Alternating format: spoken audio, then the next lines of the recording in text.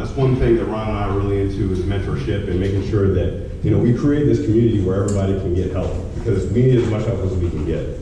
I'm Chris Cochran. Right now I lead threat intelligence at Netflix. I built the Purple Team Initiative this year, which is a combination of the red and blue side, but we can talk about that later. But the main thing that we do right now, Ron and I, is we have a podcast, Hacker Valley Studio. And what we really want to do is we want to create the opposite environment of what we live in every day, which is, always kind of hum and drum, always worried about the next big thing. We want to create a space for people to, come in, have a good time, maybe laugh a little bit, get some inspiration, and do good work. So I'm going to turn it over to my counterpart and co-host, Ron Eddings, and we'll get to the questions and hopefully have a good time. Great, yes. Awesome. So my name is Ronald Evans, and I'm a security architect and now manager of a small team of architects at Palo Alto Networks. And just to jump back onto what Chris was talking about, there's a lot of unsung heroes. And cybersecurity, we're one of the most in-demand practices today. So we should be introducing more aspects of disciplines and areas of life into our craft. So that's one of the goals that Chris and I have, is to try to, kind of like athletes, they have other practices like meditation, yoga that they start to bring into their space. So we're trying to do the same for cybersecurity. All right, let's do it. All right, let's do it. So I wanted to start with this question because being part of the industry, I still hear about the whole AI thing, right? So this whole AI thing, is it hype? It looks like at times, and I think the hype has actually damaged the whole AI world. So at one point, I know this for a fact, people were taking AI from all their brochures because it was causing a negative effect. So how do you see AI in the future of cybersecurity? Yeah, I'll start if you don't mind.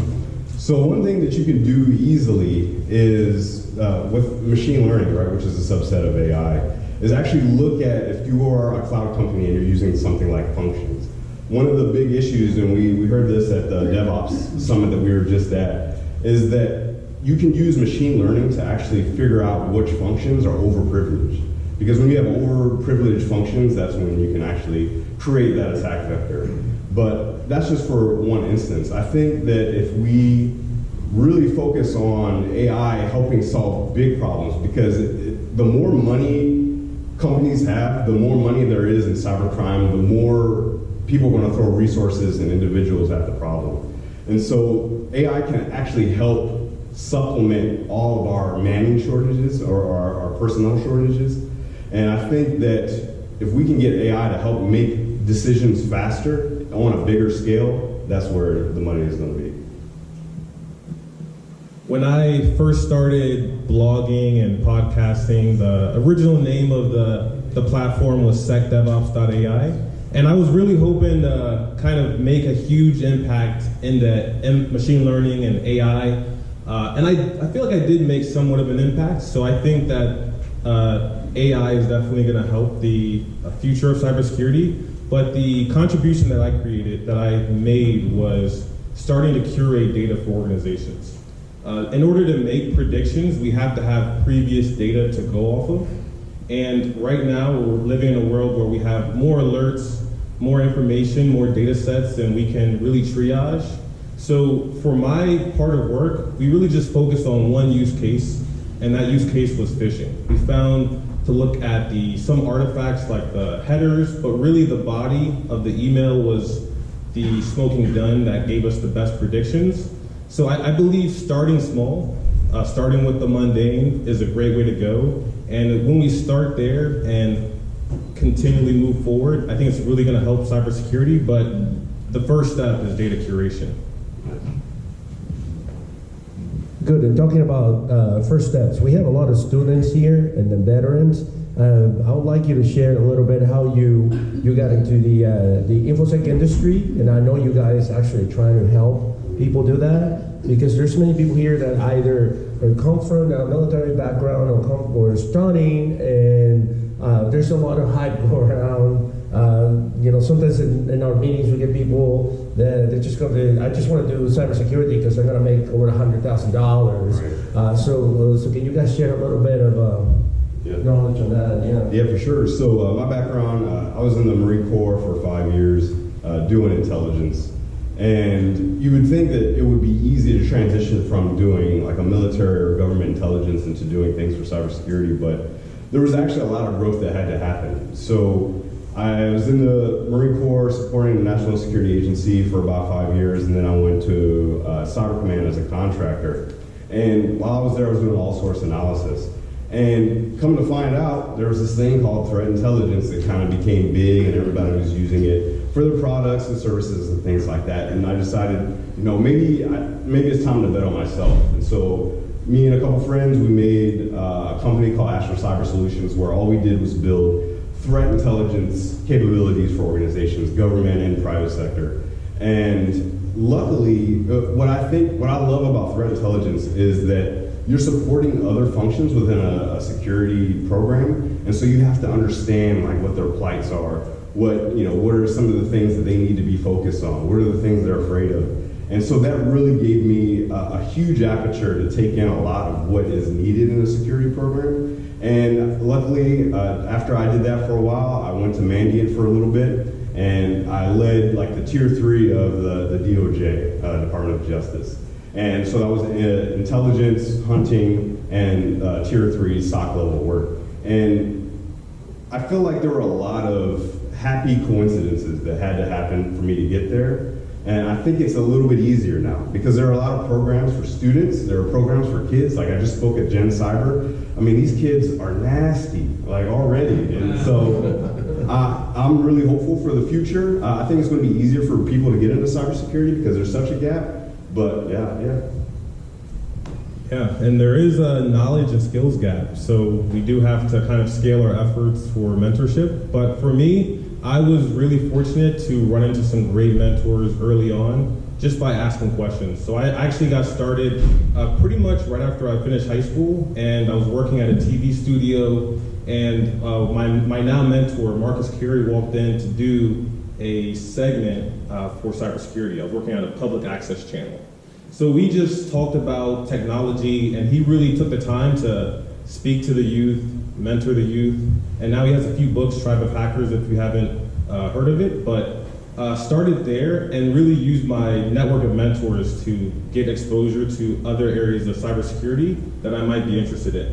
A lot of the members at that point in time, about 10 years ago, were starting with help desk and then trying to do network engineering, but there was better routes than just doing that because that wasn't necessarily my interest. But speaking with my mentors and kind of just going with their wisdom and knowledge and guidance has got me here today. But the path that I've chosen to take is architecture. And to become a security architect, there's a lot of things that you may need to know. You need to know how to create, engineer, and implement solutions, and that could really mean anything. So the disciplines that I've decided to take throughout my career were incident response, offensive operations, and a short stint at threat intelligence has gotten me that base knowledge to really understand networks and security.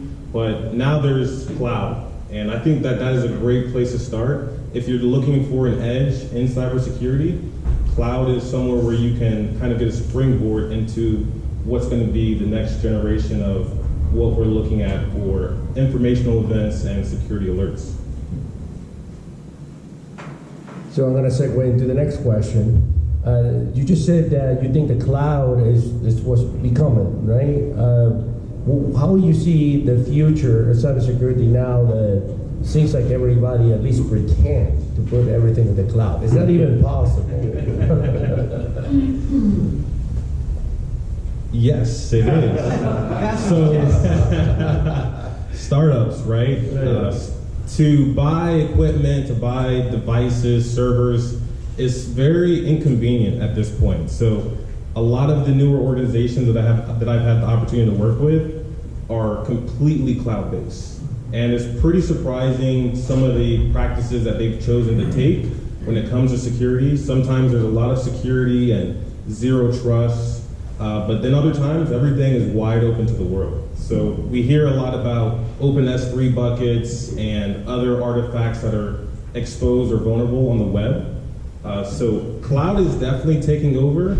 I see security architecture moving towards more so cloud security architecture. I've witnessed a few organizations migrate a large portion of their technology infrastructure to the cloud from on-prem. So it's happening, and it's increasing pretty rapidly. Okay, so I have a question here. Anybody has a question? Yeah, please. Yeah, can you, Ron, talk to how things have evolved? I know Palo Alto acquired PureSec, which was, the security bits for AWS, and then there was a container company as well that they acquired. Yeah, talk to how they're formulating their enterprise solution now.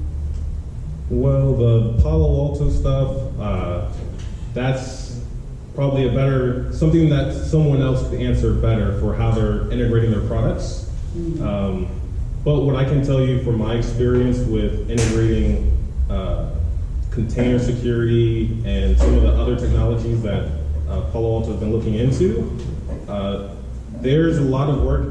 Chris and I, we just got back from a cloud security and DevOps summit. So there's other organizations and companies and even open source products that allow you to monitor and interface with your cloud functions and also your containers to get information from them. So what APIs are my containers accessing? What APIs are my cloud functions accessing?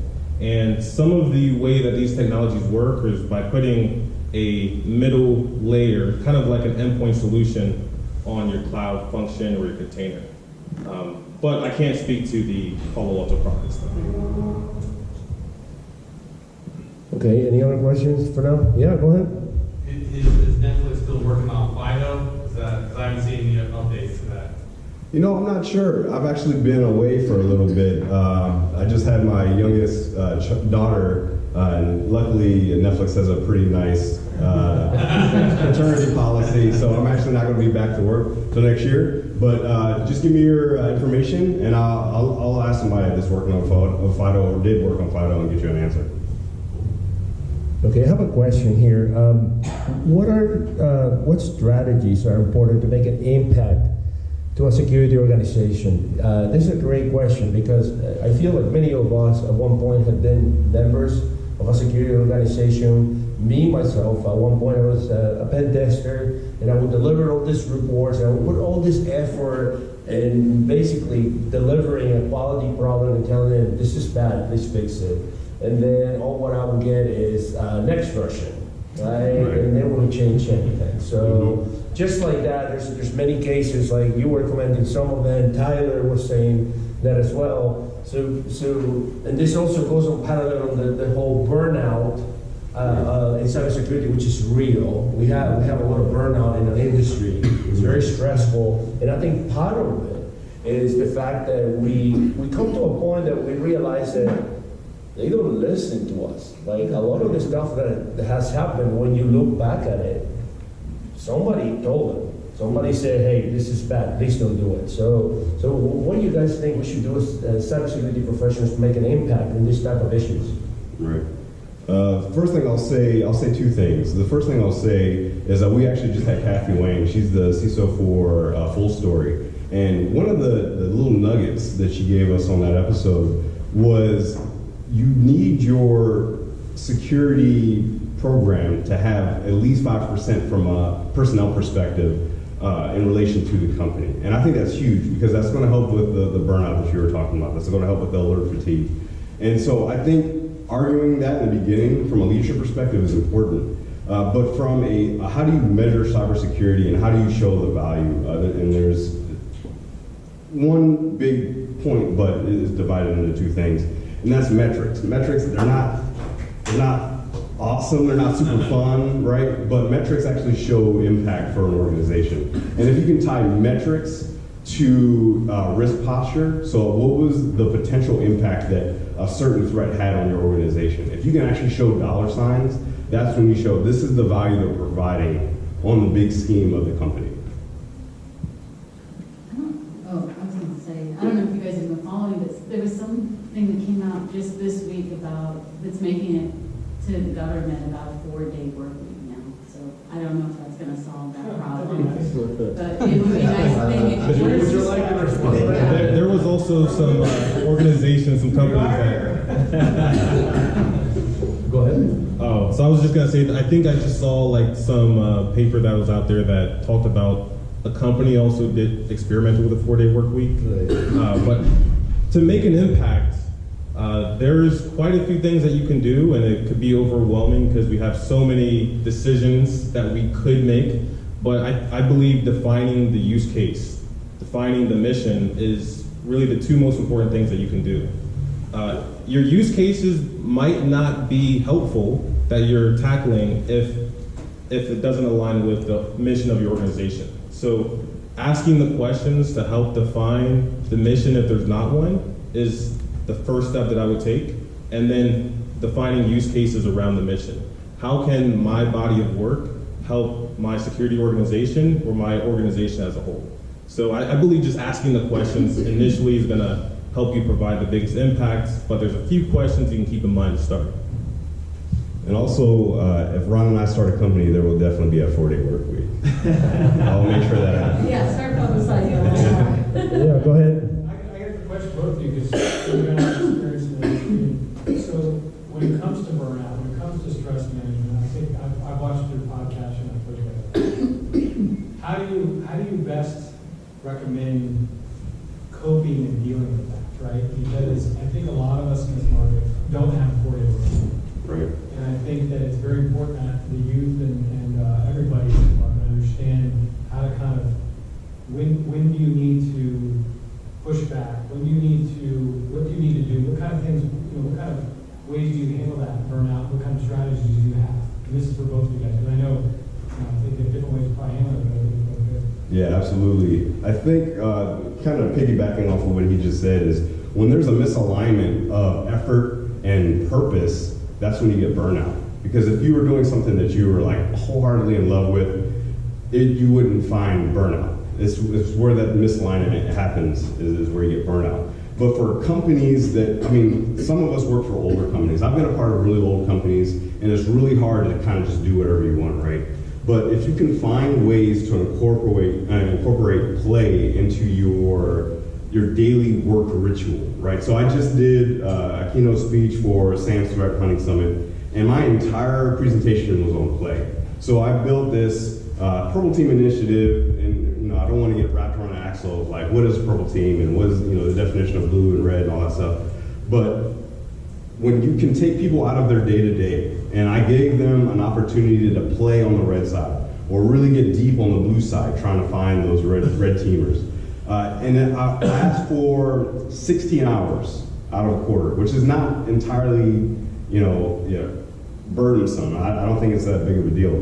But the enjoyment I saw from them, like when the red teamers were planning, it was amazing. They were, mapping out like their kill chain, what they were going to do. It was awesome. And when I sat with the blue teamers, when their alert logic was actually catching the red teamers, like their faces lit up. And so finding little things like that, something as easy as like a wheel of misfortune, where you just sit around with everybody, you grab lunch, and you spin the wheel, and you walk through a problem. That is something that you can do to actually find more enjoyment in your day-to-day.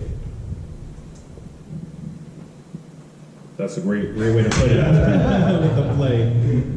So I think that we don't take enough opportunities to sneak out. And I'm not trying to start controversy, but we are knowledge workers, and the mind, if it's never at rest, then how could you truly avoid burnout? So I think just sneaking away for even 5 minutes and just getting away from the screen for a second could help. But more technical aspects, going back to like defining use cases and mission, you also have to have that for yourself. If you don't know why you're doing what you're doing, then it's very hard to keep on going. It's very hard not to get burnt out. So I think just also when you sneak out, and you should ask yourself, all right, am I truly enjoying this? If I'm sneaking out and I'm avoiding doing some work that might be fulfilling for me, why is that? So again, back to asking questions, I think could help reduce burnout. Okay, I wanted to change a little bit gears here. There's a question that says that has to do with exposing vulnerabilities, right? So we have a vibrant market of bug bounty and exploit brokers, right? You guys are in the threat intelligence business. I feel like my personal opinion is that we went from, yeah, I need to get a CVE in my resume and, I'm helping somebody, to why would I expose this? I'm gonna call Chucky and get $500,000. And this may not be strictly related to exploit development, but two people that were working for KSA, Hacking Americans, have just been charged. So when we have this sort of like a mercenary market, what is your opinion as, because this affects you as well, what is your opinion on that? I'll let you start with that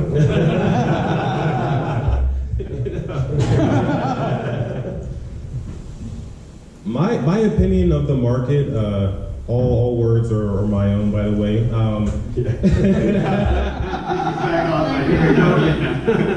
Someone from the media back there. Yeah, go ahead. I'm not an expert in this part of the conversation, but from my experience and my perspective, I think it's a market that is very important to be there. To find vulnerabilities and to find bugs in software is critical for keeping it safe. But to sell it is kind of a controversial thing. I don't have too much opinion on it. Haven't really been too exposed to the people that are in that type of field. We use the former military. We use a bug bounty at Netflix. That's all I'll really say about that. I think the good thing about things like bug bounties is that it does create a space for people that like to tinker, right? Just passionate tinkerers are able to find these bugs in a legitimate manner and get paid for it. And I think that's the good side of the coin. And also another good portion of that is now that you have other people like really working on those problems, like if you're a company that does bug bounties, now you take that burden off your folks, your internal folks, and that'll actually help with the burnout stuff as well. All right, so I'm curious, does Netflix favor bug bounty over security consultants? I really don't have an answer for that. all right, any other question? No? Okay, so let's change gears again. This Hacker Valley studio, what is it? Tell us about it. What is the purpose of this? And I know you guys have this podcast going, and I can see it on LinkedIn. People are very excited to participate, and there's it looks like such a good vibes, and there's this environment of inclusion. So I want to ask you about it, since you guys are the creators. I'll let you start with that one. That's a good one. Yeah. So I was mentioning when I first started creating content, it was under a different platform name, secdevops.ai. But about a year and a half ago, Chris reached out and said he was moving to California. And that's what started it all. I've known Chris for many years. I've known his passion, his desire to help others, especially the youth, which is great. We decided to build a platform that brought other areas and walks of life to technology, and especially in the cybersecurity. We get so caught up talking about exploits and trying to reach the next level, and we forget about all the other domains. So we got together and started talking about how can we reach out to industry leaders for one, see and reverse engineer the process. How did you get there? How did you become a director, a manager, or a CISO? And start to reverse engineer that process, but from the aspect of the presenter, of the person that reached that accomplishment. And we're doing the same for individuals outside of cybersecurity. We're interacting with other podcasters, life coaches, and all walks of life, really, to kind of give a perspective from how can we implement these domains and areas to increase our productivity and also make for a better career in cybersecurity. Yeah, the way I kind of look at our podcast is that, there's Hacker Valley, right? Obviously, Valley is for Silicon Valley. And the hacker part is really hacking life, career, and community, because I wholeheartedly believe in getting as many people into cybersecurity as I possibly can. And I think a good way is to show examples, show that, there are underrepresented examples of people that make it in cybersecurity. And that's one of the reasons why I'm so active on LinkedIn. I really want people to see that, hey, I'm out here. I'm out here on the West. I made it. I'm from the East Coast. I didn't have a lot of, resources growing up. And I just want to show that, there is an avenue to get you out of, the bad situations that people are in the United States, or even in the entire world, because we're getting to the point where not only is our, profiles on LinkedIn and stuff like that reaching other folks, but our podcast as well is reaching people around the world. And so we really want to use that as a positive platform for people to get information and get motivated about cybersecurity. Good. And continuing on this the same subject, do you have any strategies or items that you suggest for the people here in the community, some of them in management, some of them influencers, some of us in the community, to try to be more inclusive and to make a dent and sometimes in those barriers and prejudices? Right.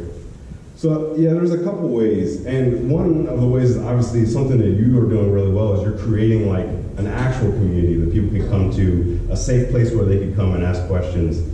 You don't always have to be the front runner. You don't have to be the one starting the podcast. You might be the person that's introducing people in the background, hey, I want you to meet so-and-so.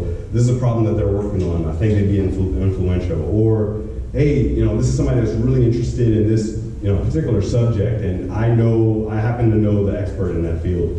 And just making those integrations. I think that, from a personal standpoint, I'm a father. I have 3 daughters. And I think it's sort of our human duty to contribute to our youth in some way.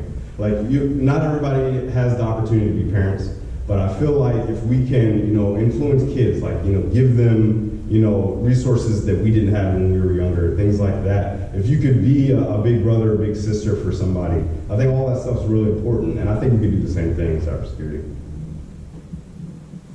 Yes. Repeat the question one more time. What are your strategies to making an impact and be more inclusive? Right. Be more inclusive, yeah. Yeah, so this is one great way for one. So thank you, Rod, for putting this together. But my strategy has been constantly reaching out, creating some type of tutorial for individuals to learn from by being a mentor and really reaching out to the community. That's good. All right, any more questions? Yes, sir. I have a tiny one. So you mentioned tinkering and the love of all things tech, and you mentioned going into business for yourself and also working for a large company. And there's pros and cons to both, obviously. But what are some of your insights from moving into your own business and maybe dealing with some of the other things beyond the technical side? Mm-hmm. Do you have any insights to share on the differences between those two worlds and what your schedule is like? Yeah, so I think there are two differences there. One difference is that when you do your own company or you step out on your own, you have to have additional skills. Even as a leader, you have to have additional skills. You could be a tinkerer your entire life. They do have things called individual contributor director roles or tech director roles where all you do is tinker. You don't want to deal with people, you want to deal with the tech, and that's it. And that's perfectly fine because some people's personalities, that's just what they're geared for. But when you get to the point where you want to start a company or you want to be in leadership, there are additional skills that you sort of need to hone. Soft skills like empathy, soft skills like listening, soft skills like, how do you motivate your team? How do you create a team identity? I think those are like the main differences. Yeah, I think it really comes down to creating that workspace in order to be able to have that type of opportunity. I'm losing my train of thought a little bit, sorry. But, yeah, sorry. It's been a long day. All right, so I got an interesting question here. What is a flow state? Okay. Why should I learn about it? I want to know. Yeah, so who here has heard of flow or flow state? Raise your hand. All right, so I'm about to blow everyone's minds. Believe it or not, before I was in the Marine Corps, I was a dancer. I was a dance instructor and also a dancer, like actually performing. And I would find myself like listening to the music, and I would get into the state where I was no longer thinking. Everything was just perfect alignment, and that perfect alignment is the difficulty and effort. And when you find that nice, channel where everything's like aligned perfectly, that's when you get into a flow state. And actually, that was part of the talk that I brought up when I was talking about play is how you actually can get into a flow state, because you're no longer thinking about everything else. Like your mind's kind of scattered, thinking about this, that, and the other. You're actually focused on what you're doing. So when you play a game, you're focused. You're not thinking, oh man, I gotta, go to the store and get bread. I gotta do this. I gotta do that. You're actually so focused on what you're doing that everything slips away. Time slips away. Effort slips away. And I think that the more people learn about flow, there's actually a website you can go to. There's a bunch of classes and stuff like that, but they have free stuff. It's called the Flow Genome Project. So when you get a chance, go ahead and look that up. There's 2 books out. There's one called The Rise of Superman, and the other one is Stealing Fire. And I think they're both good books if you're really interested in getting into flow, because there's a lot of tips in there. I'm confused. Is it playing video games when you say, or is it just playing? Just play in general. Yeah, just anything that you find enjoyment. And so like finding ways to marry tasks at work and things that are fun is a good way to get into a flow state. So I'm sure some of us are engineers or we code from time to time. I know for me, I find myself getting into this state of controlled relaxation where I'm coding, but time is a little bit slower and things and solutions are just happening. Also, when I'm at the gym, there's times where I'm lifting the weight and it doesn't necessarily feel like I can lift the weight all the way up, but by the time it happens, it's already over. Flow is kind of like being in that state of in the zone, and I think that is directly applicable to our day-to-day. We spend a lot of times in tools, a lot of times maybe writing code, or just thinking through hard problems. Being in that flow state helps you kind of come to those solutions without maybe directly thinking about it. Yeah. Well, that's a great point. I was going to ask you, what's your opinion about this Silicon Valley thing where they use specific stimulants or I'm not going to name it, right? But we all know, we'll hear it. Right? It's way more than green tea. Yeah. Right? So, can you give us some? I think this is also part of the burnout, by the way. The seeking. This altered states at times to escape incredible stress. Yeah. It is almost a culture of produce, and then you get lost. I remember in our office at Palo Alto, somebody would send me an email like around 4:30 saying, "Hey, I'm going home," and then I will stay at the office at 7:38, and they were already emailing me from home, working again from home, because I'm like, okay, so you left and now you're working from home, so it's like there's this drive to produce. It's so competitive. So what's your opinion of this culture in the Valley? One thing I'll say is that people do take substances for these altered states, and that can be seen as like a really extreme. So actually in the book, it's funny that you mentioned that, because they talked about using drugs in order for soldiers and Marines that were coming back with PTSD. And they were actually finding that it was helping them. That's a really extreme version of sort of like getting into the altered states. They found that an equivalent to high doses of these drugs was actually like 5 days of surfing.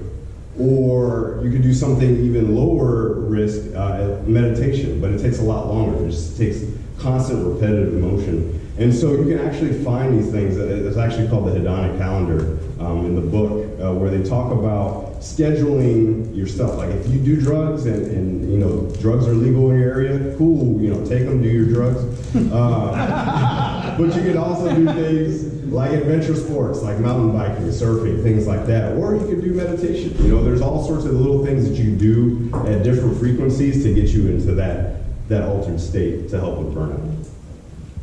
Yeah, since moving to California, I didn't know much about meditation. I was very absent to the idea of it. I didn't really know anyone that meditated. But here in California, there are a lot of practices to alter your state. I think for me, learning meditation, it's been extremely helpful. It has helped me be more calm, reduce the opportunity for burnout.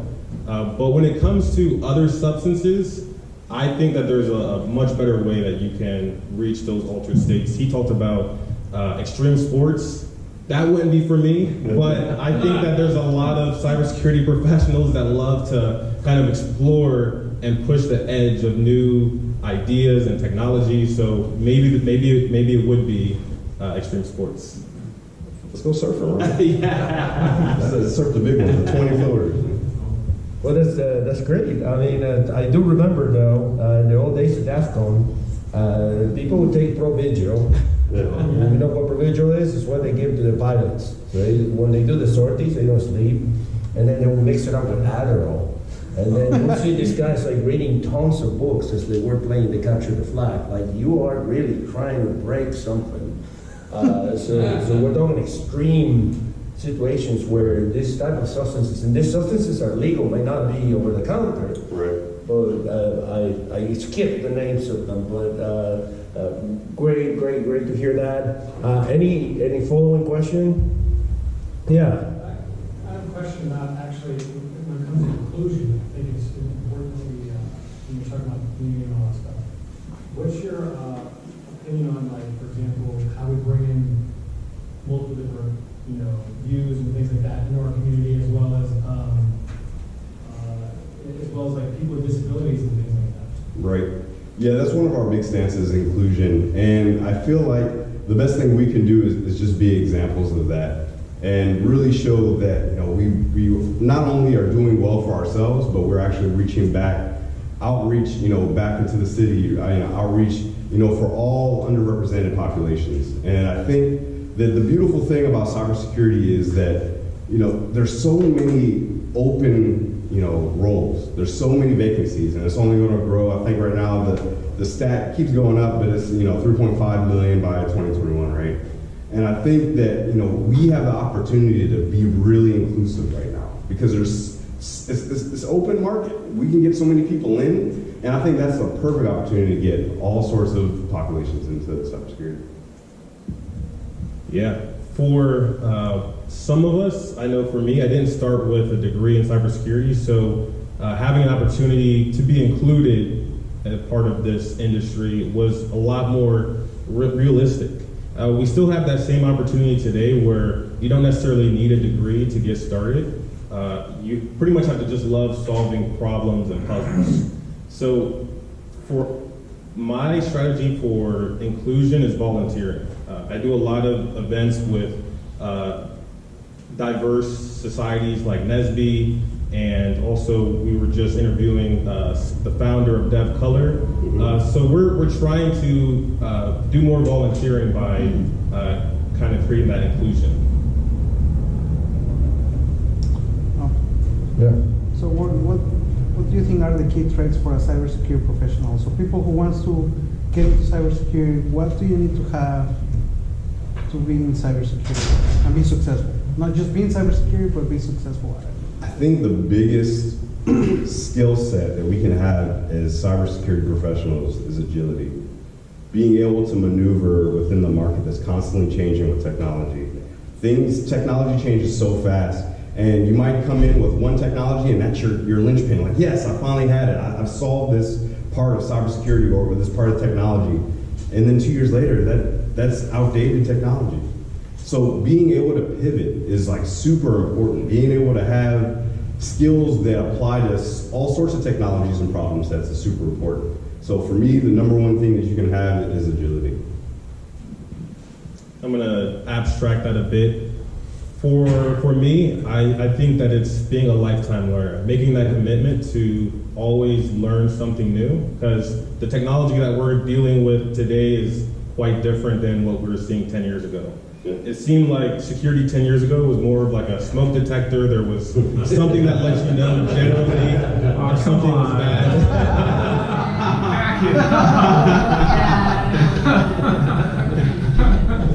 That hurt. Yeah, think of that, right. Yeah. So making that commitment to be a lifetime learner is one of the best commitments you can take and be successful in cybersecurity. How do you feel holding on to the older generation, you know, in light of everything, you know, and the fast pace that we're all moving, and including them, you know, as well in the mix? You're talking about just, you know, 40 and above, yeah. Okay, yeah, no, I think that diversity of thought is super important, because you might have, let's say you have a more seasoned veteran in cybersecurity, and you're amongst a bunch of kids that are coming out of college. Sure, they might know the most up-to-date technology, and they might have, you know, wicked ideas that are increasingly smart, but I think there's something to be said about experience. When I was a young kid, I thought that I could outthink anybody with experience, but that was super short-sighted on my part. It took me years to really realize that I have to be in situations. I have to be there. I can't be a student and learn from it. I actually have to live these experiences in order to have these perspectives. And when you have somebody that's older and they've been in the community for a long time, they've seen things that these kids would have never seen. And so I think that's really important to give them that concept, that sort of that understanding of things that they've been through. Yeah. And we should highlight that, though, because I think people are forgetting about that, and they're just like focused on the millennials, you know, and you know, they also have stigmas too, right, with entitlements and stuff, and so I think we're losing something here when we're forgetting about the older generation and those that are experienced. Right. I've worked with a lot of SOCs that have actually been very inclusive of older generations. They bring a lot of wisdom, especially when it comes to problem solving and tackling ideas.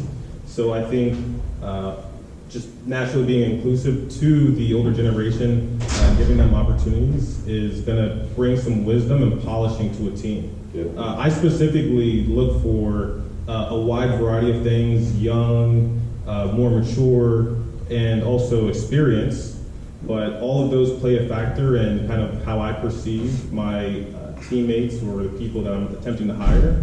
So I think that everyone brings something fresh and unique to the table, and you shouldn't ever be discouraged of seeking out an opportunity just because of how old you are or who you are.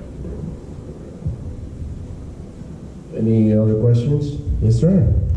Being on the long arm of the room here, I'd like to throw an acronym out called OODA as something beyond just agility, because I know I'm no longer agile like I used to be, but I certainly understand the process.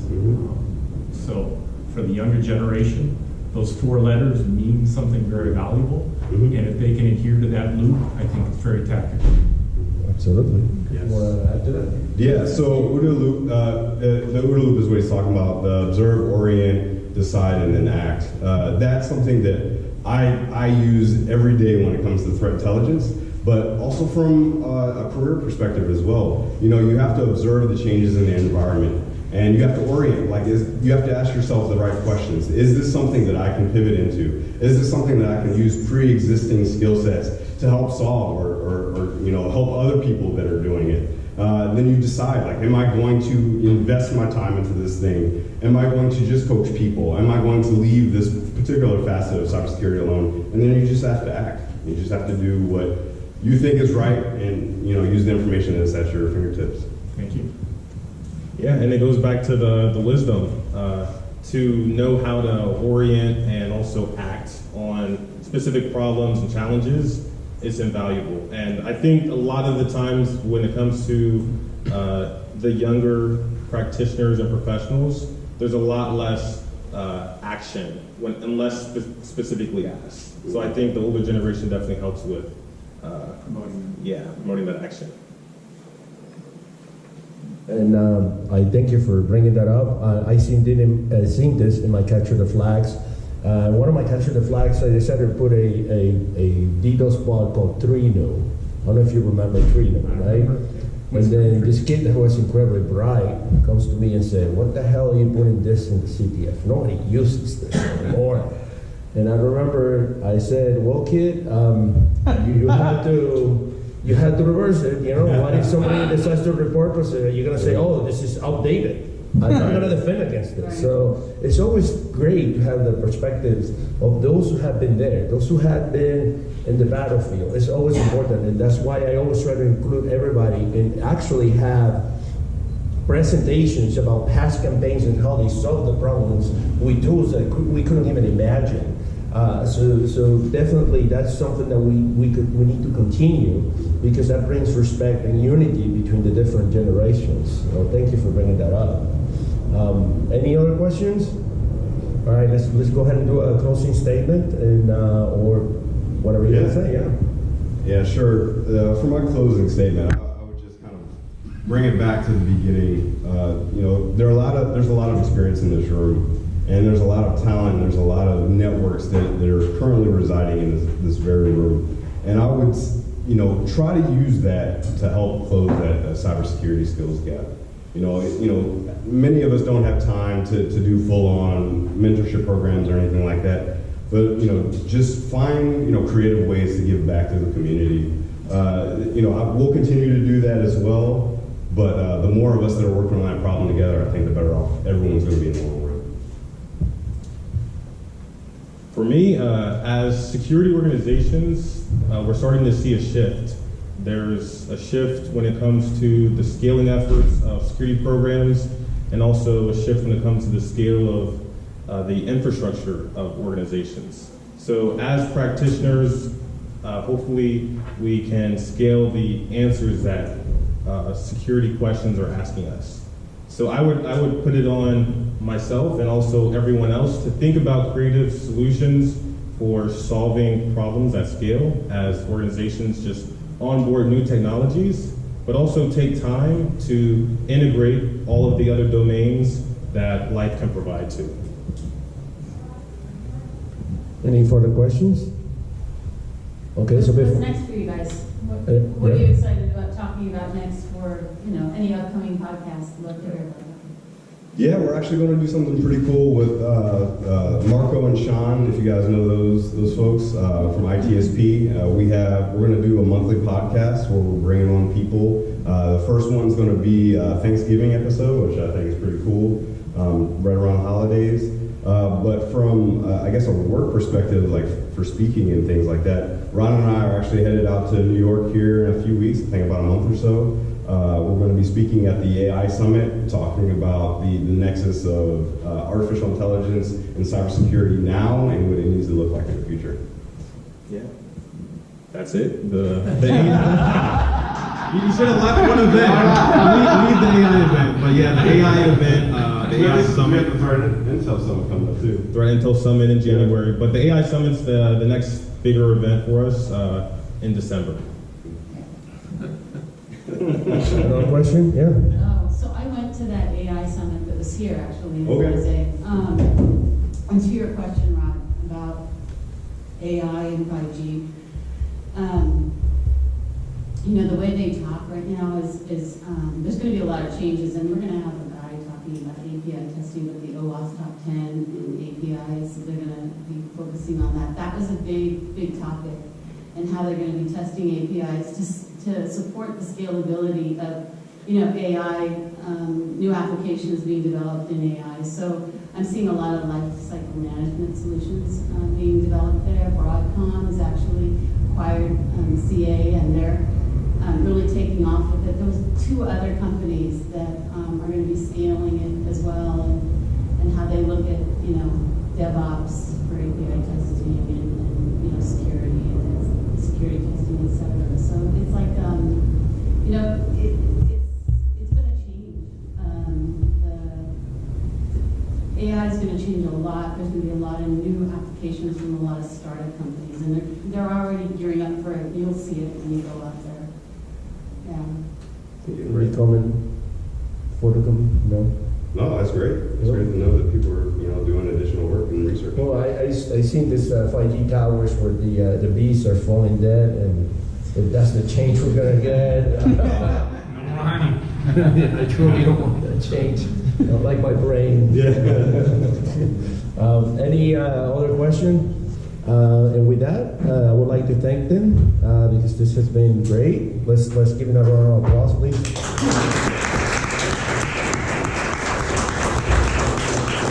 And I'll thank you again for coming today, and I hope to see you tomorrow. We have a full day of content, so see you then.